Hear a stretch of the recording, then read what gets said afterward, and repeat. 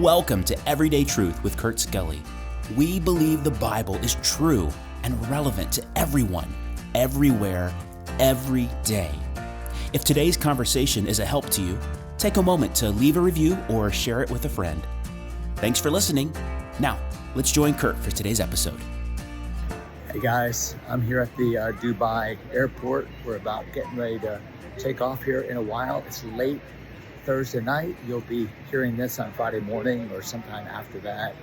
And I just wanted to thank you for your flexibility over the past couple of weeks doing this podcast from Israel, and not all of it is applicable to you audio listeners. So thanks for hanging in there and for dealing with poor audio quality, as I've done most of these videos on my phone, which again, I don't know why. I've got a really good setup with a camera and just lazy, I guess. But anyway, thank you.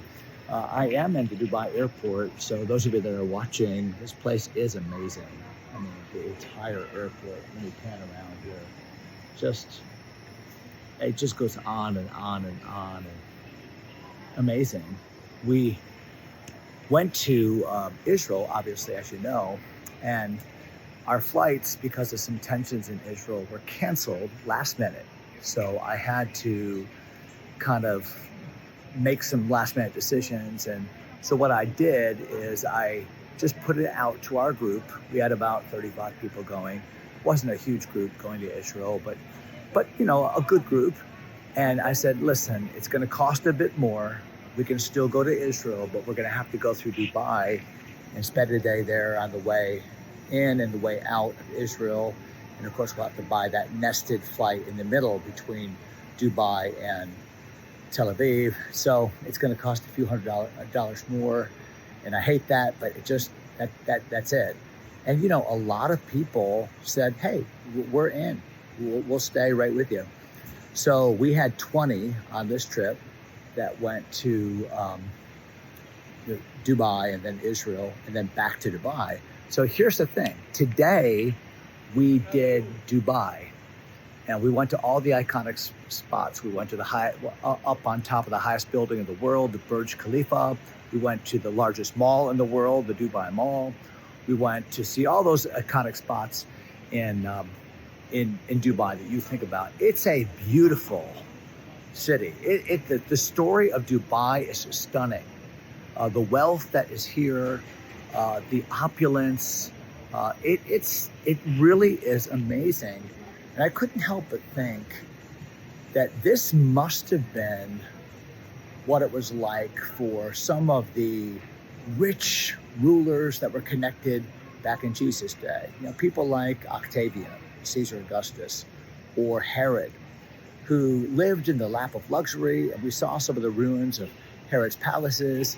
And yet, these leaders had enough savvy to build these really ornate public spaces where the average person made just enough money to eke out an existence day by day, and yet was able to appreciate what the leader did by providing these wonderful public spaces. And I couldn't help but think that that's what's happening in Dubai. You know, the average worker in Dubai is not even from Dubai. They're workers from around the world, Pakistan, and India, and the Philippines, and all around. And the locals, the citizens of Dubai, are filthy rich. I mean, it's amazing just by being a citizen of Dubai what you receive.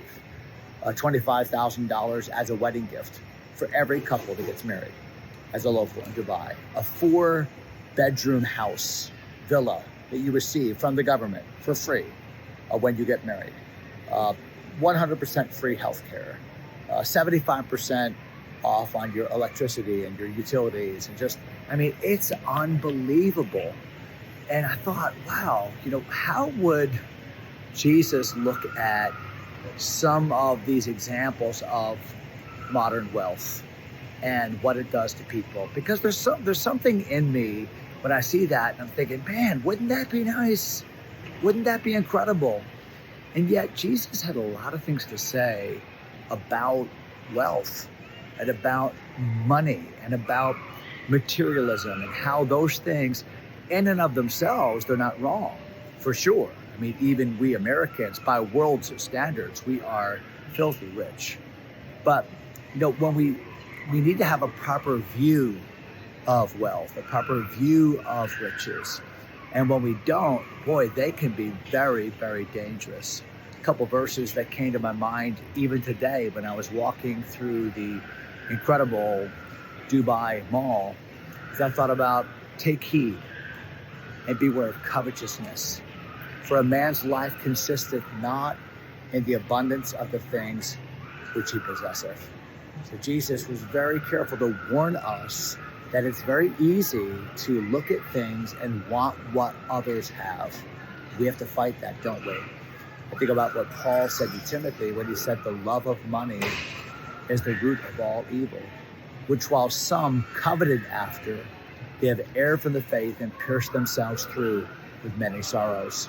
But thou, O man of God, flee these things, and follow after righteousness and godliness and faith and love and patience and meekness.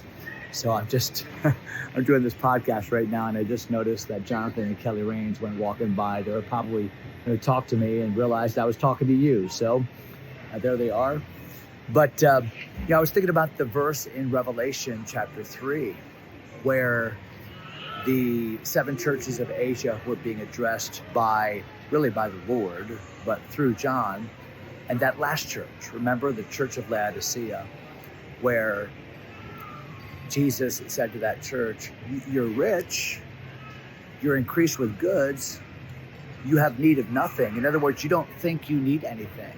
And that might be the most powerful weapon one of the most powerful weapons that the devil has in this world system, is because when we have much, we don't think we need the Lord.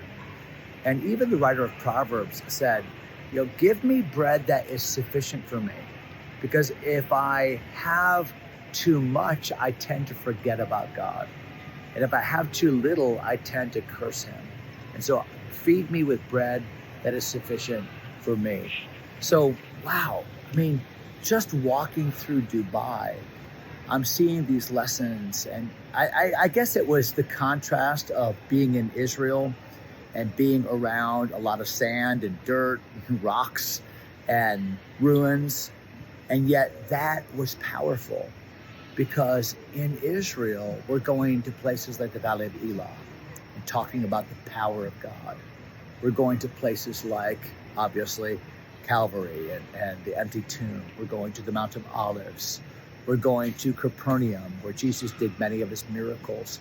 And we're talking constantly about the power of Christ, the power of God. We're going to the Sea of Galilee. We're talking about Jesus walking on the water, or speaking, peace be still, to the winds and the waves. Then we come to Dubai and we see these incredible architectural features. I mean, like none other. You come here and you see this city that's just grown up in just a couple decades, and just how beautiful and opulent it is. And it's almost like this is what man can do. And man can do some pretty impressive things. But in Israel, this is what God can do. And God can do the things that man can never do. We can build buildings, but we can't build lives. We can transform a desert into a lush community, serving millions of people, but we can't transform a soul. We can't render eternal life. And I was reminded again, even as I walked through the mall, as I walked around the other sites in even the gold market, that's an amazing thing in Dubai, that having all that the world offers is really, at the end of the day, something that is temporary and that will ultimately leave you wanting something else. Every single person has a God-sized hole in his heart that only Jesus and the gospel can fill. And I loved it. I loved Dubai. I loved hanging out, eating good food, and seeing some nice sights. But I'll tell you what, I'll take Israel 10 out of 10 times. I'll take what God can do in a life 100 out of 100 times. And it was a great contrast for me. I wanted to share that with you, and I wanted to thank you for your faithfulness to the podcast this week.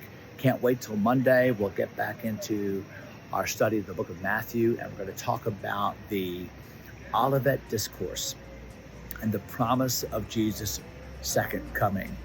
And I can't wait to talk about that. So I'll see you then. Have a great weekend in the Lord, and we'll talk to you soon. God bless you, my friends.